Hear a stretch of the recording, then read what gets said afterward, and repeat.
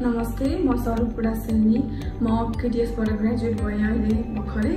म केटीएस चाहिँ मैले फेसबुकमा थाहा पाएर आएको थिएँ। केटीएस फेसबुकमा थाहा पाएर म यहाँ भिजिट गर्न आउँदाखेरि फर्स्ट त म छिर्ने बित्तिकै मलाई इन्भाइरोमेन्ट एकदम नै राम्रो लाग्यो। एकदम ग्रिनरी थियो अनि एकदम पिसफुल थियो बस्ने ठाउँहरू पनि। अनि त्यसपछि मैले यहाँ बुझेँ अनि बुझेपछि मैले फर्स्ट ट्रायल क्लास लिँदाखेरि नै मलाई एकदमै यहीँ नै पढ्नुपर्छ जस्तो फिल भएको भएर म यहाँ पढेँ।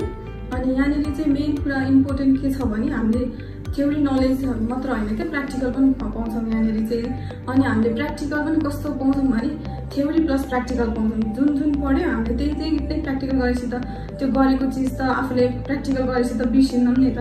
त्यो कुरा त सबभन्दा बेस्ट छ। अनि यहाँको टिचर त एकदम बेस्ट। मैले लाइफमा यस्तो टिचरहरू भेटेको छैन होला। स्कुलदेखि ल कलेजसम्म यस्तो फ्रेन्डली हुनुहुन्छ कि आफ्नै अब फ्यामिली जस्तो नै गाइड गर्नुहुन्छ। एउटा कुरा यो बुझ्नु भएन भने फेरि भनिदिनुहुन्छ, केही आफूलाई प्रब्लम परेछ भने त्यो सल्भ गरिदिनुहुन्छ। अनि त्यही माथि म अब फेरि युके जाँदैछु, अब यहाँ सिक्दै हो मेरो। अनि एकदम नै खुसी लागेको छ मलाई। केटीएस चाहिँ एकदम नै राम्रो छ।